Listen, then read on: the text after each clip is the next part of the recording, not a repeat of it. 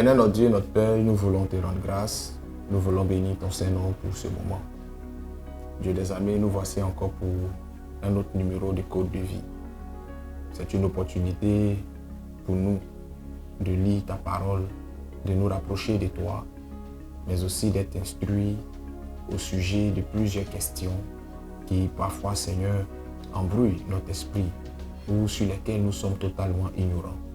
Père de gloire, je prie en ce jour encore que tu viennes disposer le cœur de cette personne qui m'écoute et que son esprit soit également ouvert à comprendre tout ce qui sera dit, Père éternel des armées. Donne-nous de pouvoir, Seigneur, aboutir à la sagesse par cette connaissance que nous allons acquérir à travers cet enseignement et que la gloire te soit rendue. Béni sois-tu parce que tu le fais. Nous le croyons, nous le confessons et nous l'acceptons. Au nom de Jésus-Christ de Nazareth. Amen. Le plaisir est toujours grand pour moi de me tenir en ce lieu et d'être ce canal privilégié par lequel notre Seigneur Jésus-Christ passe afin de vous dispenser la connaissance. Alors, nous avons annoncé ce thème sur nos différentes plateformes, Sainte Convocation, et nous allons aujourd'hui introduire, développer et conclure ce thème en allant sur une référence biblique, Lévitique 23 à partir du verset 1er jusqu'au verset 3. La Bible déclare ce qui suit. L'Éternel parla à Moïse et dit, « Parle aux enfants d'Israël, et tu leur diras, les fêtes de l'Éternel que vous publierez seront des saintes convocations. Voici quelles sont mes fêtes. On travaillera 6 jours, mais le 7e jour est le sabbat, le jour du repos. Il y aura une sainte convocation. Vous ne ferez aucun ouvrage. C'est le sabbat de l'Éternel dans toutes vos demeures. » Alors, quand nous lisons Lévitique, la Bible déclare que l'Éternel parla à Moïse et lui donna des prescriptions au sujet des saintes convocations. Les saintes convocations, selon la Bible, étaient des moments festifs, étaient des moments solennels, étaient une opportunité que Dieu donnait à son peuple de l'adorer en esprit et en vérité. Et l'une des premières saintes convocations que Dieu donne à Moïse concerne le sabbat. Le mot sabbat est un mot hébreu qui en vérité se dit Shabbat. Et Shabbat signifie cessation d'activité, cessation de travail ou repos. Et donc quand Dieu parle à Moïse et qu'il dit à Moïse que cela sera une sainte convocation, dit au peuple qu'il pourra travailler 6 jours, mais le 7e jour, il va se reposer de son œuvre afin de pouvoir observer le sabbat ou alors Shabbat.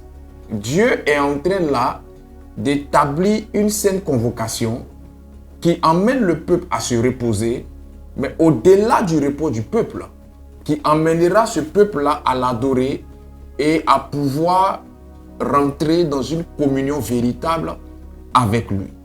Alléluia. Le sabbat ou Shabbat symbolise 2 choses fondamentales. La première chose que cela symbolise, c'est le repos de Dieu après la création. Nous allons lire Genèse le chapitre 2, en son verset 2 à 3. La Bible déclare, « Ainsi fut achevé les cieux et la terre, et toute leur armée. Dieu acheva au 7e jour son œuvre qu'il avait faite. Il se reposa au 7e jour de toute son œuvre qu'il avait faite. Dieu bénit le 7e jour. Il le sanctifia parce qu'en ce jour, il se reposa de toute son œuvre qu'il avait créée en la faisant. » Amen. Et donc, dans sa première symbolique, le sabbat ou Shabbat représente le repos de Dieu après la création, un jour saint, un jour consacré et sacré que Dieu a mis à part pour que l'on puisse l'adorer, pour que l'on puisse le célébrer pour son œuvre de création. Le sabbat, en vérité, n'est pas une question de juifs ou de chrétiens. le sabbat en vérité est une question de l'humanité. Parce que la Bible déclare que Dieu a dit dans sa parole que le 7e jour, l'on ne fera rien. Cela n'était pas mis spécifiquement pour le juif, cela n'était pas mis spécifiquement pour le chrétien, mais cela était mis pour la race humaine dans sa généralité. Et donc tout homme conscient qu'il y a au-dessus de lui un être suprême, un créateur, doit à un moment de la semaine, notamment le 7e jour, marquer une pause, faire un pied à terre afin d'adorer le Créateur, afin de contempler les bienfaits de ce Créateur et lui manifester ou lui témoigner ou lui rendre le culte qui lui est dû. Cela est un acte de respect, cela est un acte de considération vis-à-vis de la toute-puissance de cette divinité suprême qui est l'Éternel Dieu des armées. Alléluia. La deuxième symbolique de Shabbat ou Sabbat, c'est la commémoration de la fin de l'esclavage ou de la captivité du peuple d'Israël en Égypte, ou alors la commémoration de la fin de ta captivité dans ton Égypte entre griffes. Toute personne, au-delà du peuple d'Israël, qui a connu une conversion authentique, qui a accepté le Seigneur Jésus-Christ comme Seigneur et Sauveur personnel, doit pouvoir ce 7e jour-là, en souvenir à sa délivrance des liens de toute forme de prison spirituelle, en souvenir de sa délivrance des liens de tout vice et de toute griffe des œuvres des ténèbres, se rendre dans la présence de Dieu afin de lui manifester un culte. Et lorsque nous lisons la parole de Dieu, en Deutéronome, le chapitre 5, Deutéronome 5, 12 à 15, la Bible déclare ce qui suit. Observe le jour du repos pour le sanctifier, comme l'Éternel ton Dieu te l'a donné. Tu travailleras 6 jours et tu feras tout ton ouvrage. Mais le 7e jour est le jour du repos de l'Éternel, ton Dieu. Tu ne feras aucun ouvrage, ni toi, ni ton fils, ni ta fille, ni ton serviteur, ni ta servante, ni ton bœuf, ni ton âne, ni aucune de tes bêtes, ni l'étranger qui est dans tes portes, afin que ton serviteur et ta servante se reposent comme toi. Tu te souviendras que tu as été esclave au pays d'Égypte et que l'Éternel ton Dieu t'en a fait sortir à main forte et à bras étendus. C'est pourquoi l'Éternel ton Dieu t'a donné d'observer le jour du repos. Amen. Donc, dans cette deuxième symbolique, le sabbat ou le Shabbat nous emmène à rentrer dans une dynamique de reconnaissance à Dieu. Nous emmène à prendre un élan de gratitude vis-à-vis de Dieu pour la délivrance qu'il a opérée dans notre vie en nous libérant du joug des ténèbres et en nous conduisant à la lumière. Quand nous avons attentivement lu Deutéronome, Deutéronome cite la catégorie de personnes qui est touchée par le sabbat. C'est pour cela que plus haut j'ai dit que le sabbat n'est pas une affaire des juifs, ni une affaire des chrétiens, mais c'est une affaire de l'humanité. Et dans l'humanité, j'inclus même les animaux, parce que Deutéronome cite même les animaux qui doivent respecter le sabbat. De nos jours, c'est parfois malheureux de voir dans certaines familles des parents qui se contentent d'aller observer le sabbat tout seuls et on laisse à la maison les enfants, on laisse à la maison la servante, on laisse à la maison le neveu ou la nièce parce qu'on estime que ces personnes-là ne sont pas en âge d'aller observer le sabbat. Le sabbat ou Shabbat n'est pas une question d'âge. Tant que tu respires, la Bible déclare en somme que tout ce qui respire loue l'Éternel. Tant que tu respires, tu es en mesure d'honorer et de respecter le sabbat. Ceci étant dit, il serait judicieux et sage de votre part d'aller observer le sabbat avec toute votre famille. C'est à juste titre que Josué pouvait dire dans la parole, « Moi et ma maison, nous servirons l'Éternel. » Je ne peux pas aujourd'hui vous dire d'y aller avec vos chiens, d'y aller avec vos animaux domestiques. Mais tout ce qui est humain chez vous, doit pouvoir observer le sabbat ou le Shabbat. Même celle que vous appelez communément la servante ou gouvernante, vous devez pouvoir, si elle est pratiquement, elle ne trouve pas d'objection à cela, vous devez pouvoir lui donner l'opportunité d'observer ce principe divin, parce que ce n'est pas qu'une question de vous, mais c'est une question de l'humanité en général. Et vous ne devez pas être un frein au respect de ce principe biblique par qui que ce soit dans votre entourage. Alléluia. Ne soyez pas un frein pour vous-même ou pour les autres dans leur volonté d'observer ou d'honorer le sabbat ou le Shabbat. C'est vrai que la Bible dit que ce jour-là est un jour de repos et que l'on ne doit faire aucune œuvre.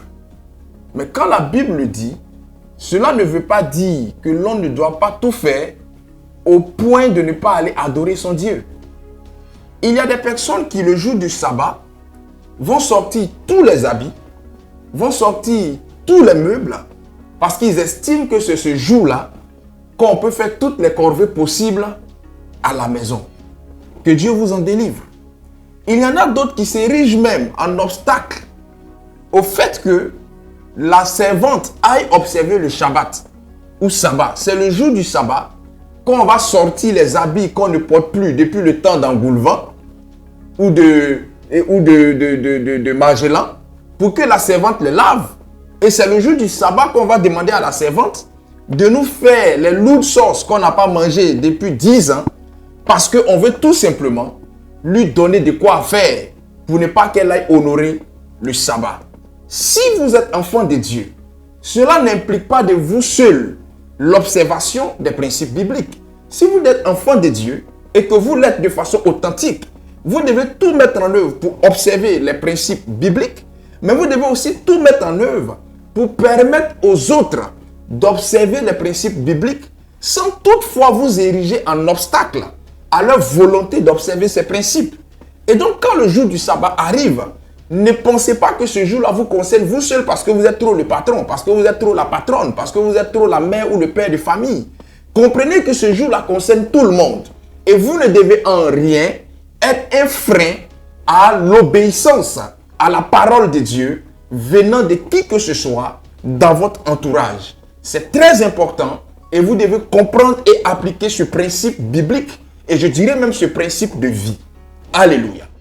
Vous savez, le sabbat, c'est d'abord un état d'esprit, un état d'âme, avant d'être le fait de se déplacer de son domicile à un lieu de culte. L'évangile est une proposition et non une imposition. Et même au-delà de l'évangile, le Dieu que nous adorons, le Dieu que nous prions, est en grande partie un Dieu de proposition et non d'imposition. C'est en cela que lui-même il dit dans sa parole, « Je mets devant toi la vie et la mort, la bénédiction ou la malédiction. Je te conseille de choisir la vie afin que tu aies de quoi vivre longtemps. » Donc, il ne faut pas imposer à qui que ce soit l'observation du sabbat.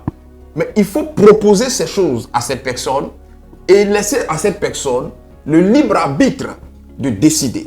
Si vous décidez d'observer le sabbat, observez-le d'abord dans un état d'esprit. Que votre état d'esprit soit un état de disposition, de recueillement et de connexion à la divinité. Parce que mieux vaut être à la maison en étant connecté à Dieu que d'être à l'église en étant connecté au diable. Si vous ne sentez pas la conviction ou vous ne vous sentez pas dans votre élément, ne faites pas ce déplacement-là de votre domicile à un lieu de culte. Parce que avant qu'il ne soit dans le déplacement, le sabbat est d'abord dans l'état d'esprit ou dans l'état d'âme. Et cela est valable pour votre entourage. N'obligez personne à aller observer le sabbat avec vous.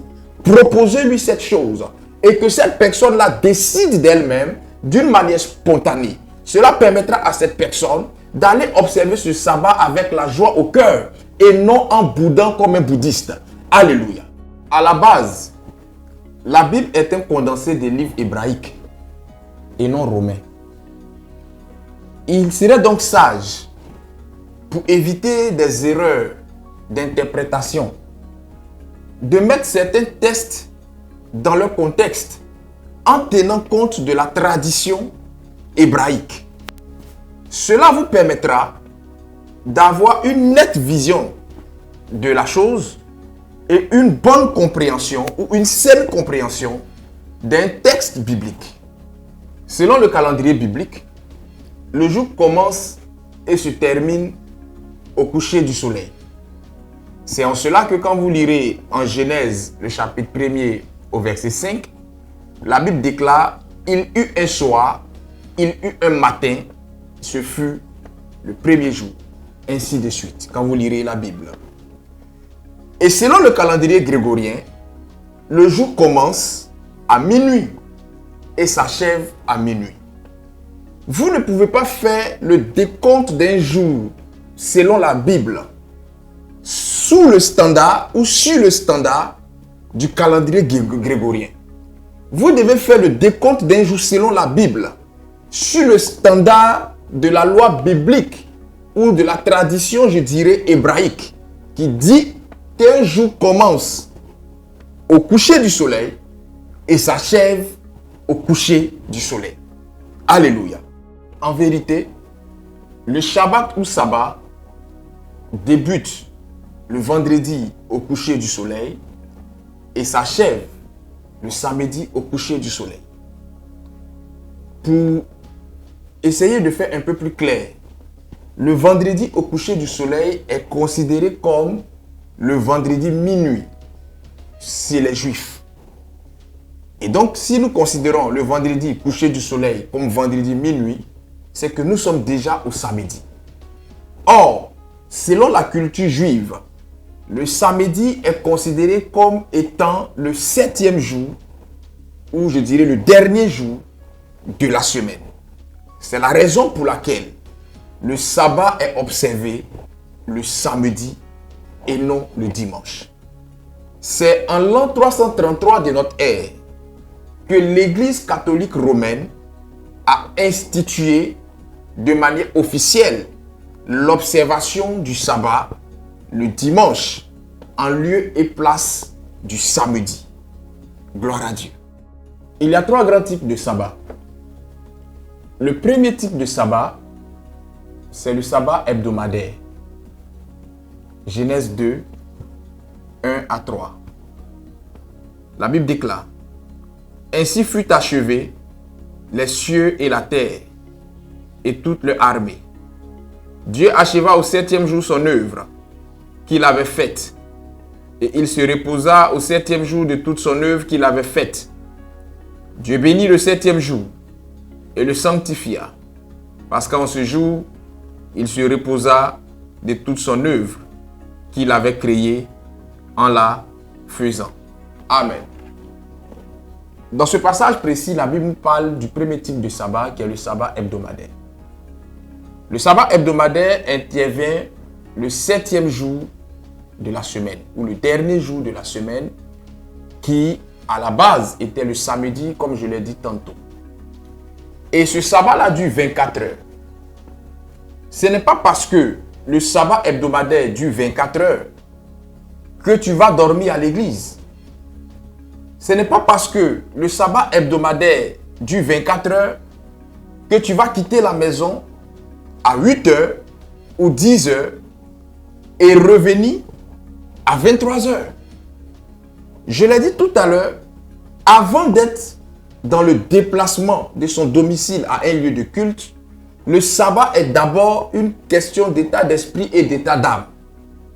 Donc, même quand je ne fais pas mes 24 heures dans un lieu de culte, et que j'ai peut-être fait 2 heures, ou 3 heures, ou 4 heures dans un lieu de culte, je dois pouvoir rattraper le reste du temps, étant à la maison, en étant toujours dans un état d'esprit, dans un état d'âme, qui me fasse comprendre que je suis encore dans l'observation du sabbat ou du Shabbat.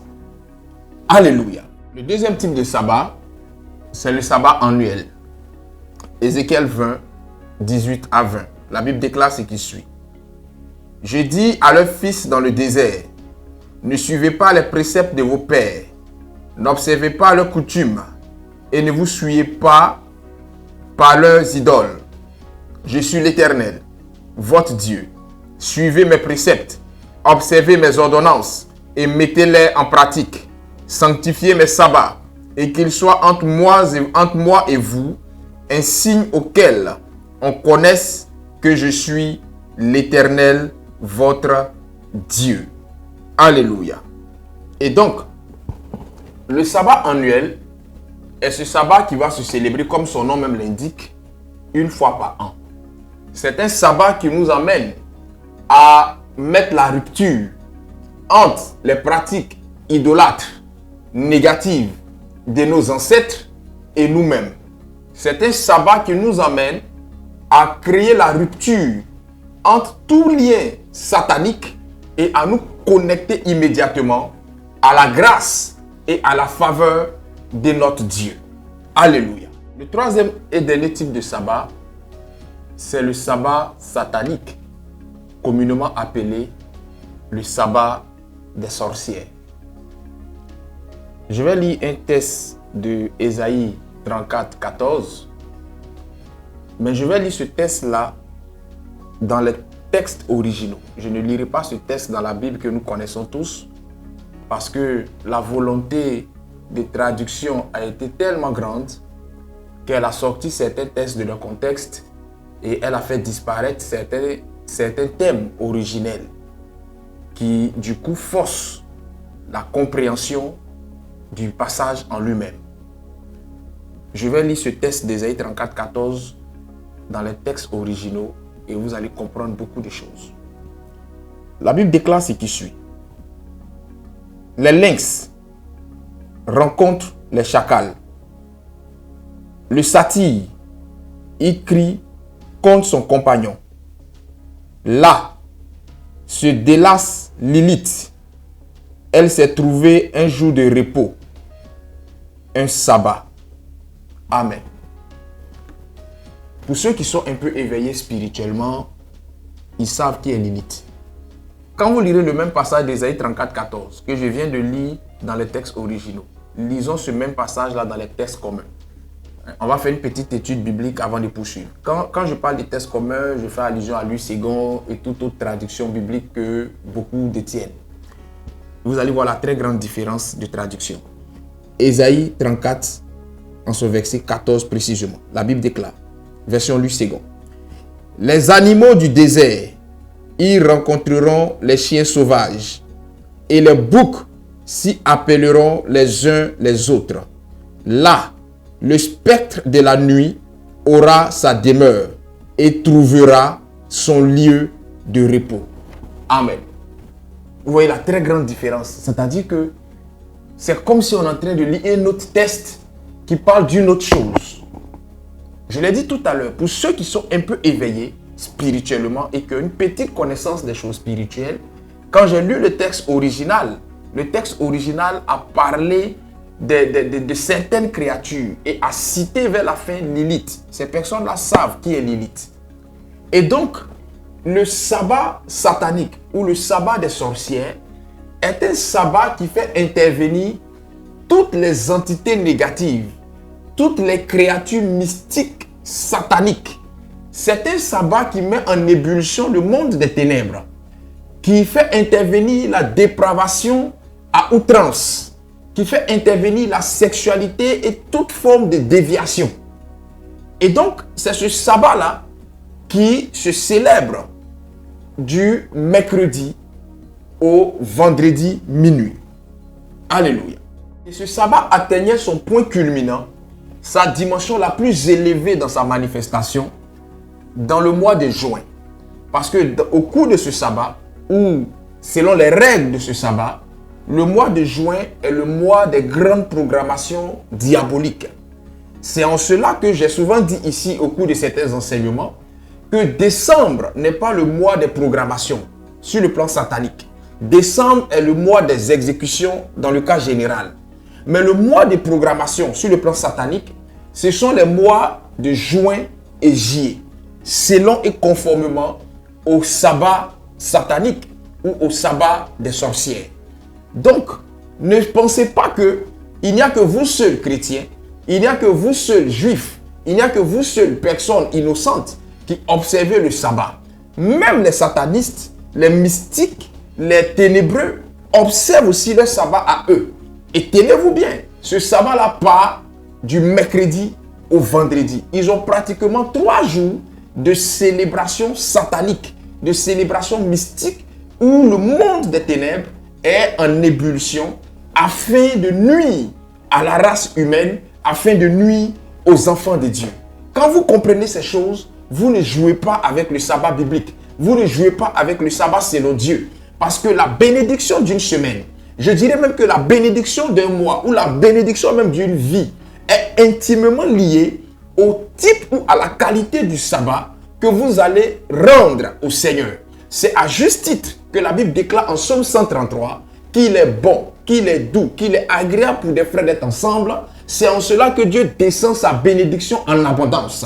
Si les satanistes ne jouent pas avec le sabbat, ce n'est pas toi l'enfant de Dieu qui va jouer avec ton sabbat. Je prie que Dieu te donne la bonne compréhension des choses et que Dieu te donne la sagesse nécessaire pour comprendre et pratiquer ce que je dis à l'instant. Alléluia.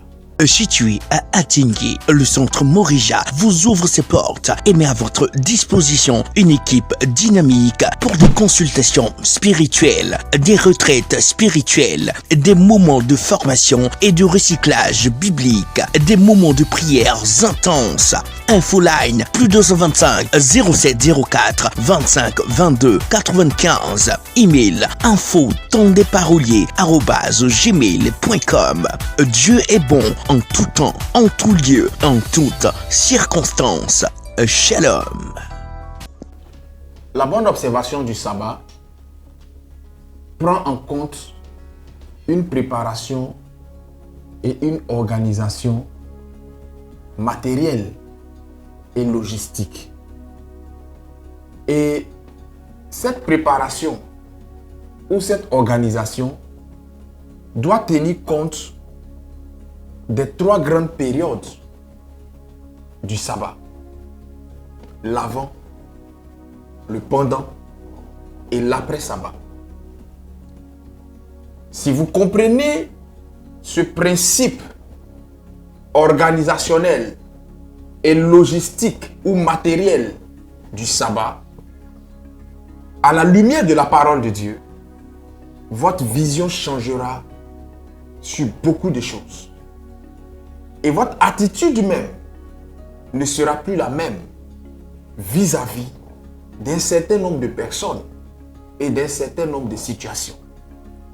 Parce que beaucoup prétendent observer le sabbat, mais ces personnes-là observent mal le sabbat. Or, un sabbat mal observé ne peut pas forcément et ne peut pas toujours nous accorder la bénédiction qu'il doit nous donner.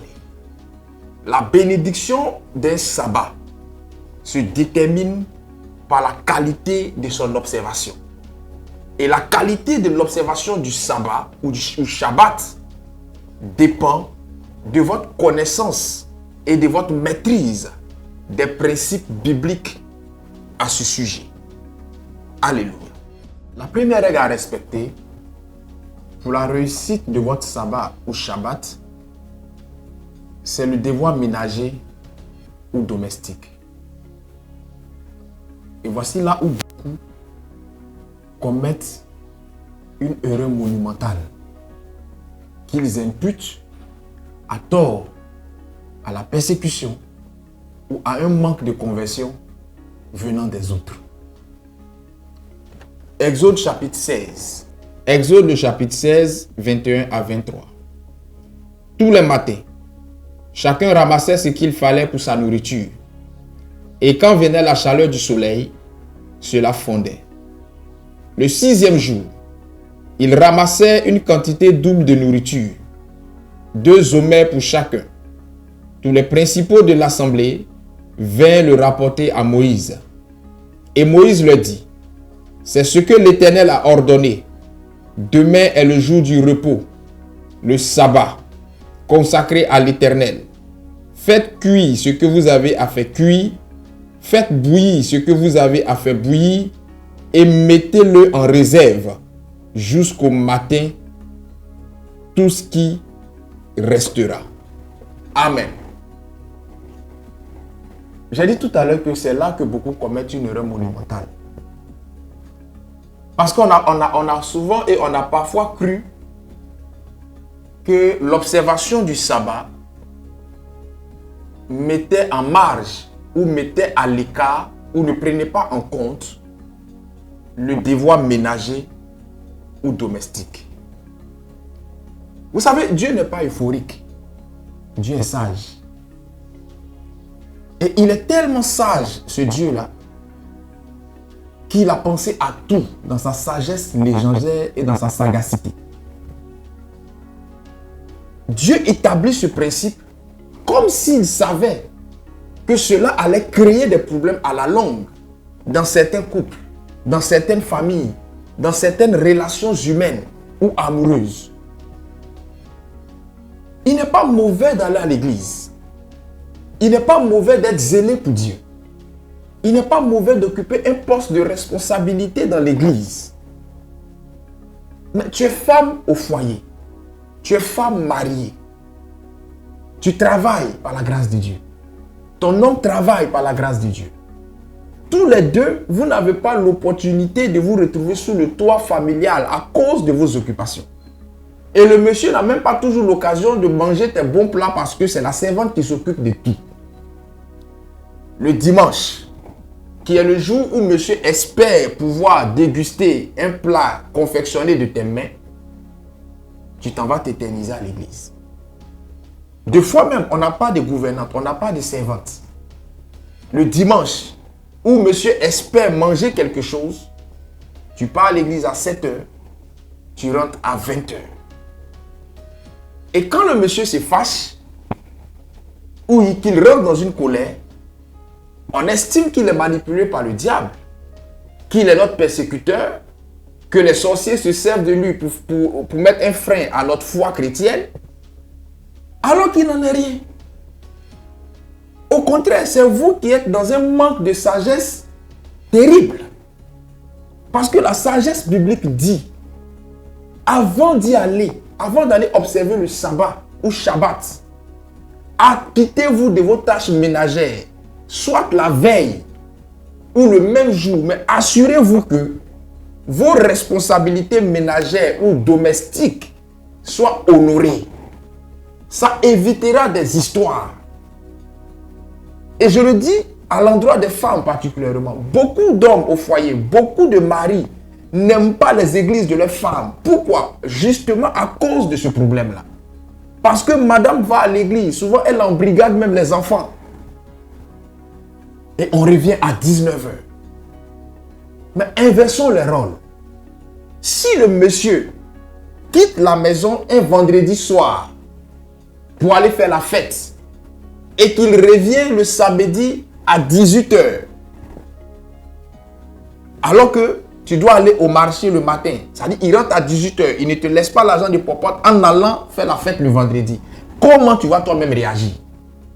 Et voilà comment nous réagissons au nom d'une foi qui manque de sagesse de manière irresponsable. Et on accuse les autres de ne pas suffisamment être croyants, de ne pas suffisamment être convertis. On accuse les autres d'être nos persécuteurs. Alors qu'en vérité, c'est nous-mêmes qui faisons le lit à la persécution. Je n'appellerai même pas ça la persécution. C'est nous-mêmes qui donnons l'opportunité aux autres de se plaindre de nous. Votre observation du sabbat ne doit pas être un sujet de scandale ou une pierre d'achoppement pour votre époux ou pour votre conjoint. Pour les servantes, parfois la patronne a bien envie de te donner ton dimanche pour que tu ailles observer le Shabbat, ou ton samedi pour que tu ailles observer le Shabbat. Mais tu es la servante qui ne t'acquitte de rien, sous prétexte que tu es en retard, sous prétexte que tu dois aller à l'église. Mais Dieu qui a institué le sabbat là, a dit, la veille du sabbat, ou même ce jour-là, acquittez-vous de vos tâches. Mais la Bible met même plus l'accent sur la veille. Acquittez-vous de vos tâches, parce que ce jour-là, on ne doit rien faire d'autre. Acquittez-vous de vos tâches avant d'aller observer le sabbat. Tu ne fais rien de tout ça. Les assiettes sont sales. La maison est sans dessus dessous. Tu n'as rien fait de tes tâches ménagères et tu vas à l'église.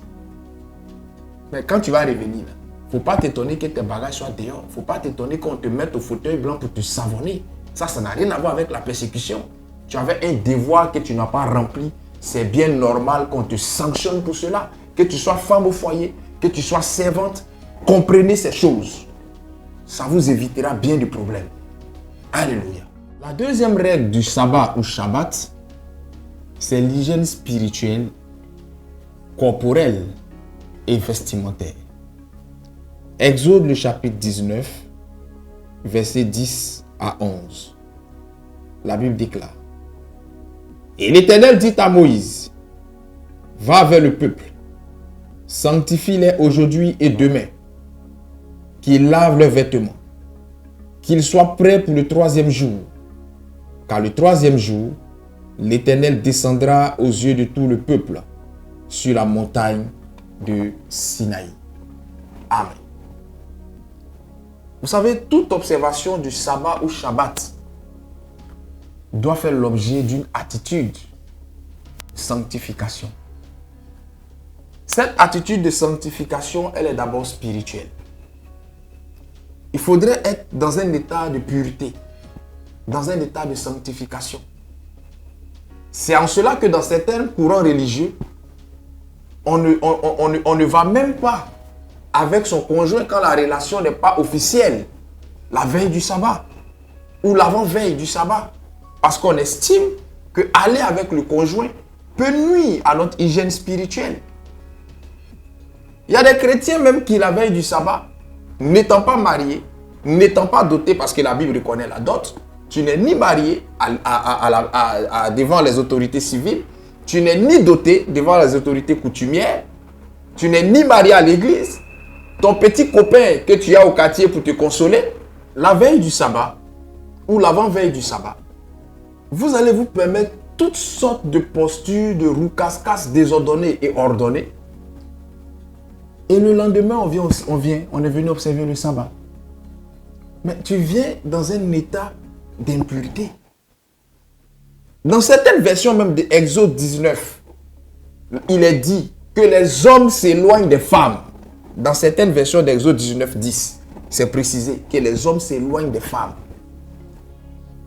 Donc, vous ne pouvez pas, sachant que vous êtes dans une relation informelle, vivre de cette manière et venir le lendemain observer le sabbat. Ça ne peut pas marcher. Il y en a d'autres même qui, la veille du sabbat, permettez-moi le terme, vont faire un remake des films pornographiques de 2000 jusqu'à 2023. Il va passer tous ces films-là en revue. Et le lendemain, lui, vient faire le sabbat.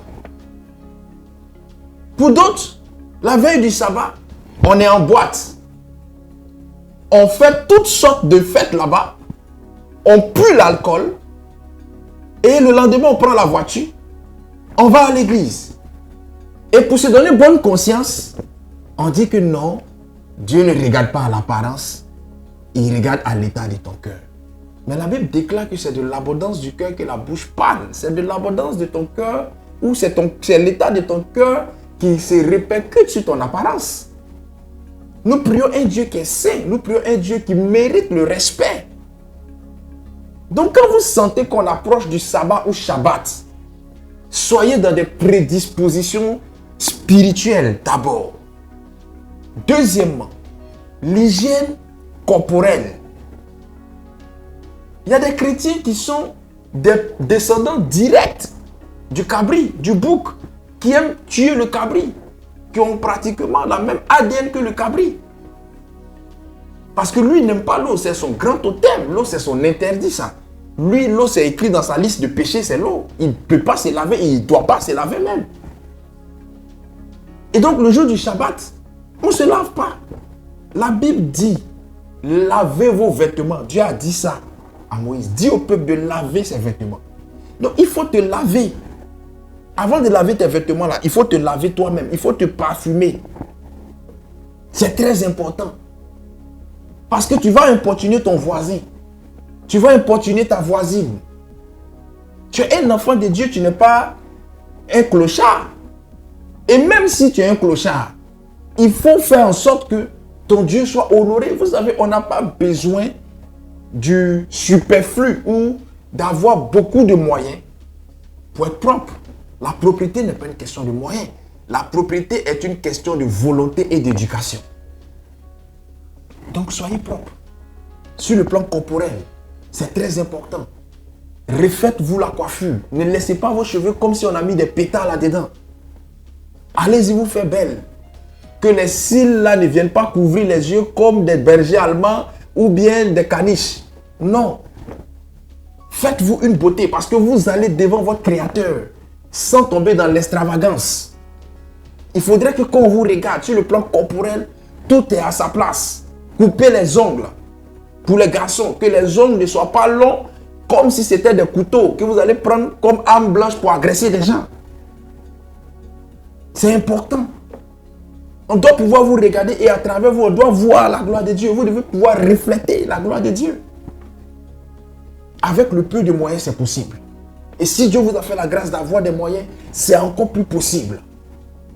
Troisièmement, l'hygiène vestimentaire. Il dit lavez vos vêtements. Il y a des gens qui vont observer le sabbat ou Shabbat.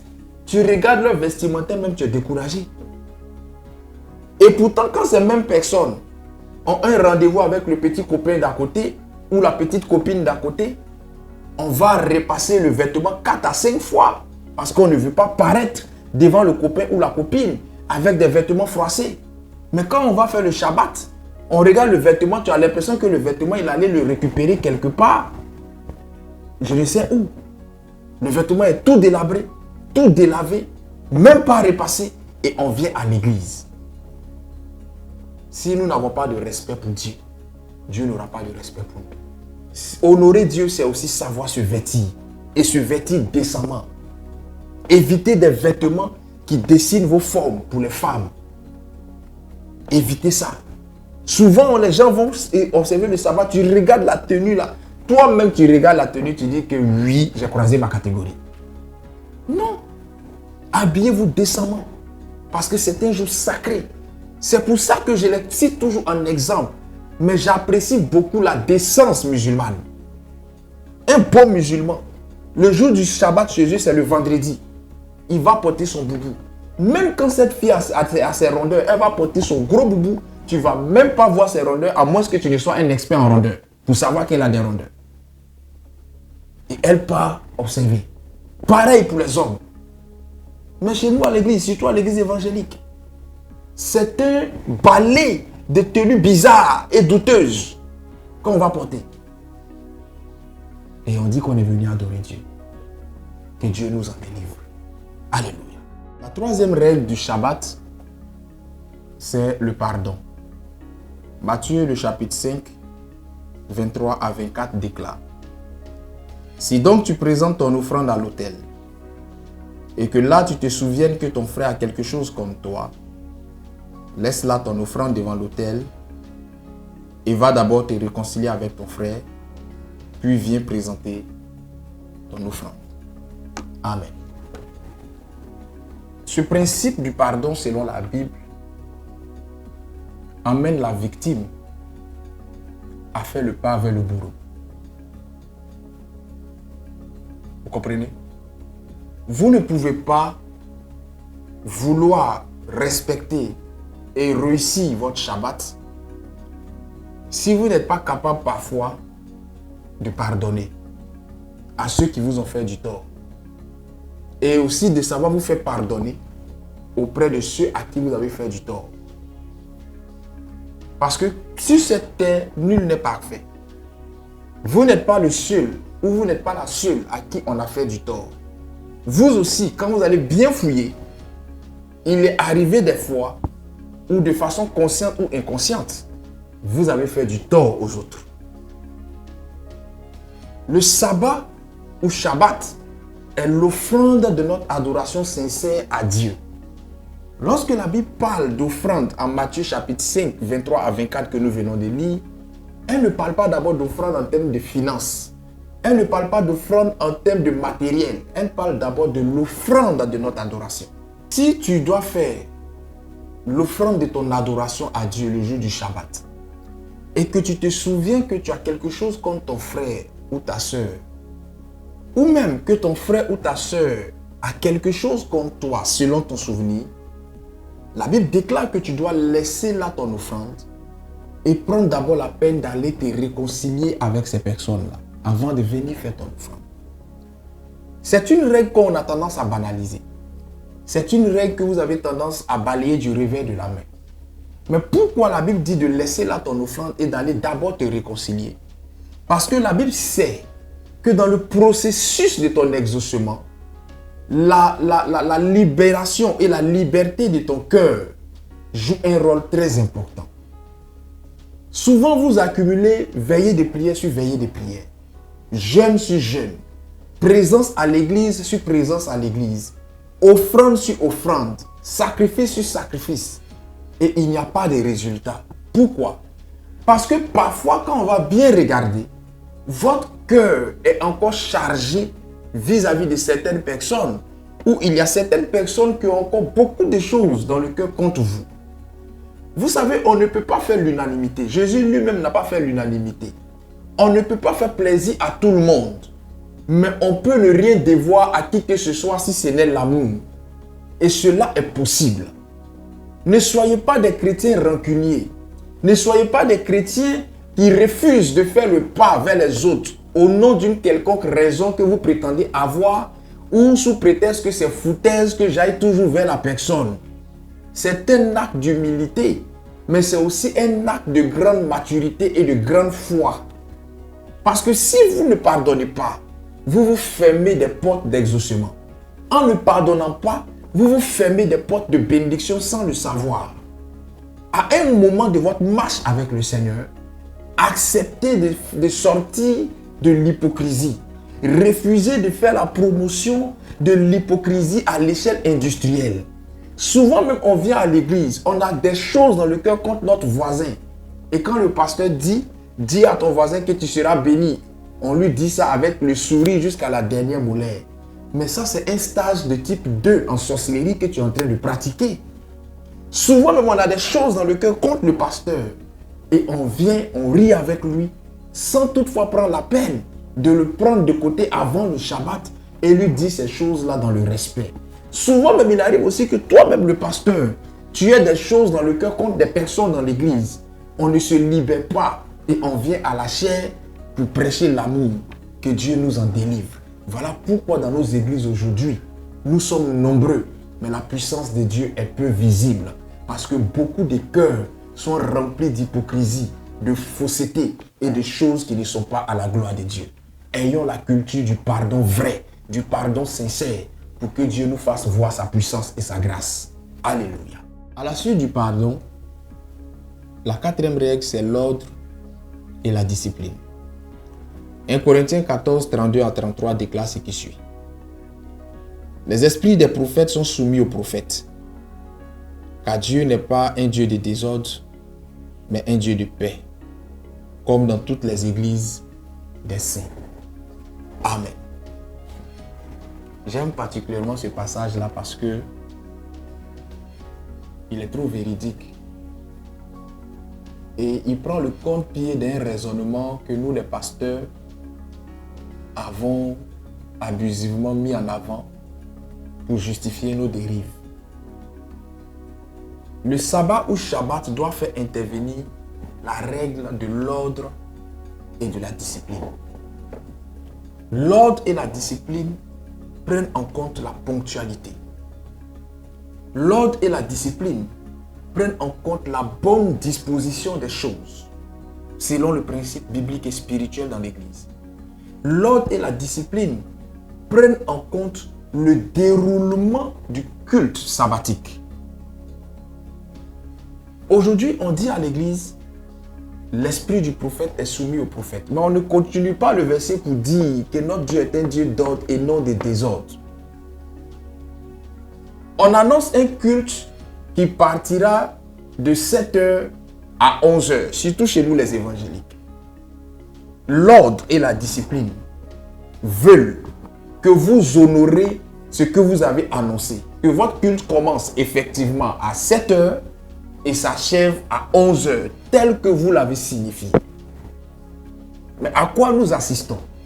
Le culte qui est annoncé pour 7h va démarrer. S'il démarrait même avec 5 ou 20 ou 10 minutes de retard, c'était acceptable. Mais il va démarrer avec 1 heure, voire 2 heures de retard. Ce culte de 7 heures va démarrer à 9 heures. Et il va s'achever à 17 heures. Parce que, à partir de 11 heures, qui est supposé être l'heure de clôture du culte, c'est là que le daddy va enlever le costume parce que c'est là qu'il commence à être trop inspiré. Et c'est là que le débit de parole et de prédication va monter. Alors que tu as dit aux gens que le culte finit à 11 heures, ces personnes ont certainement calé des rendez-vous, ont certainement calé un programme pour dire juste après l'église, je passe à telle chose.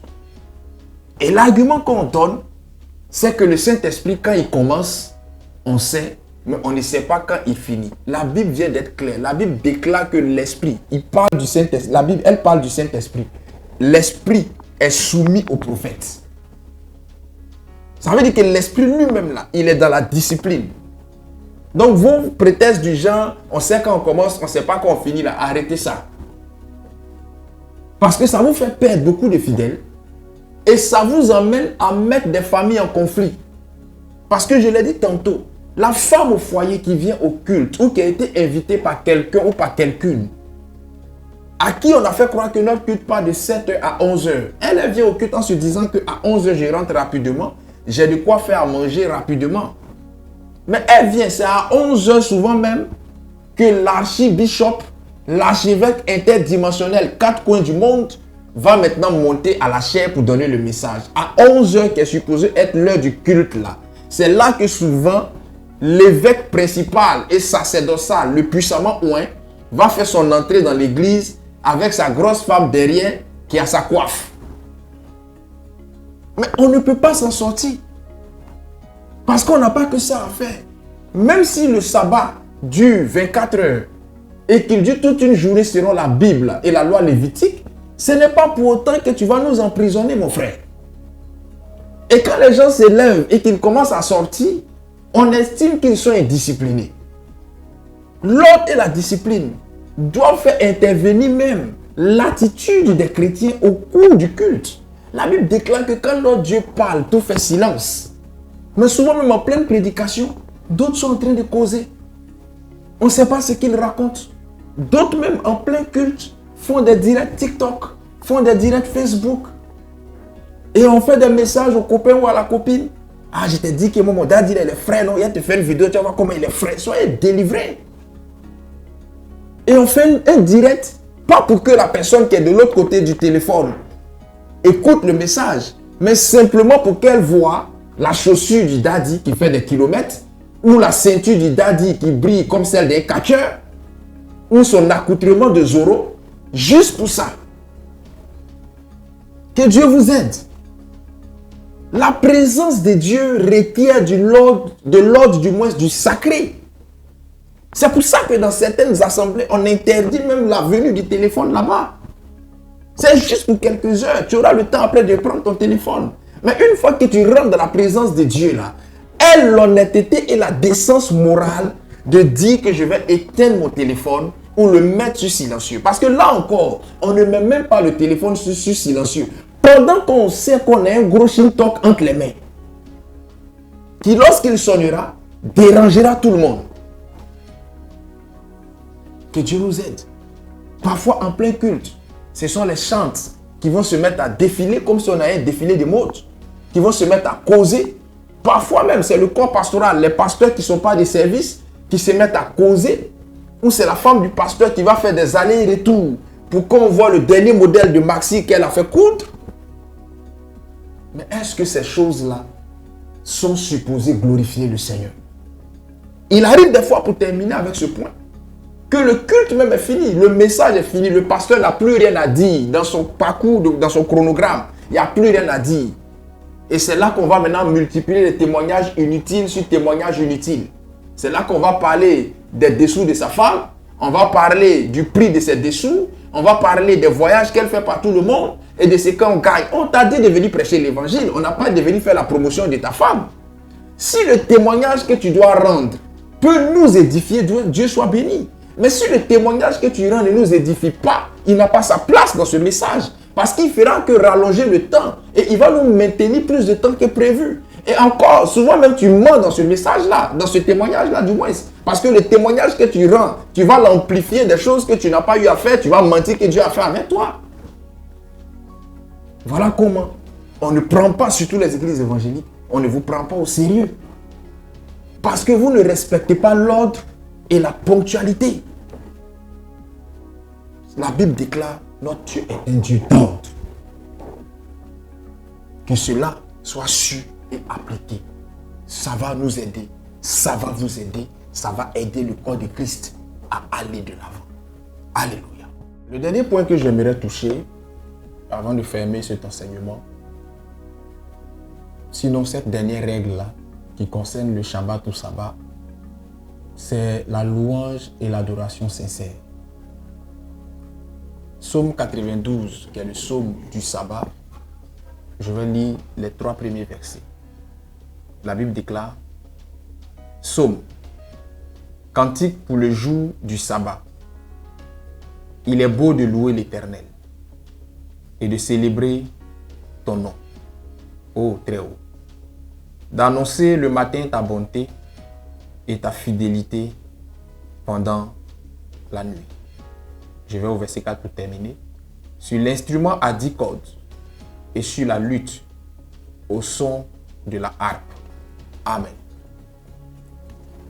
Vous savez, quand vous ne comprenez pas ou quand vous ne maîtrisez pas le but d'une chose, l'abus va s'installer. Chaque changement de niveau dans la vie dépend de la qualité d'information et du secret que nous recevons. Voici venu le temps de changement que vous avez rêvé depuis longtemps. L'église Temps des Paroliers, avec son leader, le docteur Yazi, vous invite spécialement à des temps uniques de rencontre avec l'Éternel. Programme du dimanche au jeudi. Suivez vos dévotions matinales de 5h à 6h pour mieux démarrer la journée. Tous les vendredis de 21h à 22h. Côte de vie, moment d'enseignement biblique, d'édification et de transformation. Le tout en direct sur la page Facebook Temps des Paroliers. Pour toutes vos retraites spirituelles, l'église Temps des Paroliers organise en présentiel des retraites spirituelles dans son camp dénommé Morija, sur un site paradisiaque à Atingué, à 11 km d'Abidjan, pour des temps de prière, de prophétie, de miracles, de délivrance et de déblocage de tout type. Plus d'informations 07 04 25 22 95, 07 05 82 22 34, 01 43 45 00 40. Dieu est bon en tout temps. On n'observe pas le sabbat ou Shabbat pour les beaux yeux de notre pasteur ou pour éviter que des comptes nous soient demandés par l'église ou encore par contrainte. La raison première de notre observation du sabbat, c'est l'adoration et la louange sincère du Dieu créateur. Quand vous comprenez ça, on ne vous fait pas la police pour que vous puissiez rendre culte à Dieu. On ne vous fera pas des supplications. On ne fera pas un babysitting pour que vous veniez à l'église. Parce que vous avez compris que c'est un devoir en tant que croyant. Je l'ai dit au cours de mon développement du message que je les aime particulièrement, les musulmans, parce qu'ils ont une décence religieuse que j'apprécie. Le jour du sabbat, chez le musulman, qui est le vendredi, il ferme tout commerce, toutes ses activités. D'autres même, à l'approche de l'heure, ils courent pour ne même pas manquer la prière. Ils ont compris le but. Mais nous, souvent, tant que le pasteur ne nous a pas visités, tant que l'église n'est pas venue nous voir, on n'y va pas. Et parfois même, on y va en traînant les pas. Pendant qu'on est conscient que le culte commence à 9h, on va se lever à 10h pour ressortir à l'église vers 11h. Mais si je pars pour adorer et louer mon Dieu d'un cœur sincère, je n'ai pas besoin qu'on me fasse la police. Parce que cette adoration, je ne la manifeste pas vis-à-vis d'un homme. Je la manifeste vis-à-vis de Dieu. Et quand je comprends ce principe, je ne vais pas à l'église pour appartenir à un conglomérat de calomniateurs ou de moqueurs. Je vais à l'église pour d'abord chercher la face du Seigneur. Une fois que je finis de faire ça, je retourne à la maison. Il faut que nous soyons des adorateurs sincères de Dieu. Et cela passe par l'observation authentique du sabbat. Le véritable adorateur de Dieu est celui-là aussi qui pratique l'amour fraternel, la communion fraternelle, la cohésion. Si vous comprenez ces différentes règles, votre vision du sabbat changera. Et votre manière d'observer le sabbat évoluera qualitativement. Le tout n'est pas de quitter sa maison un dimanche matin, comme c'est commun maintenant pour l'église. Le plus important, c'est dans quel état d'esprit tu es. Et est-ce que tu respectes les règles bibliques du sabbat ou du Shabbat?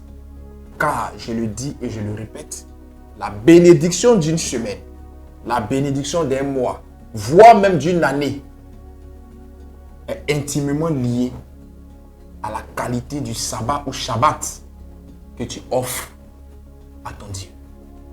Que le Seigneur nous donne la bonne compréhension des choses et que Dieu nous aide à pratiquer ce pan de vérité que nous avons pu retenir en ce jour. Que Dieu vous bénisse et à la semaine prochaine pour un autre numéro de Côte de Vie. Shalom chez vous.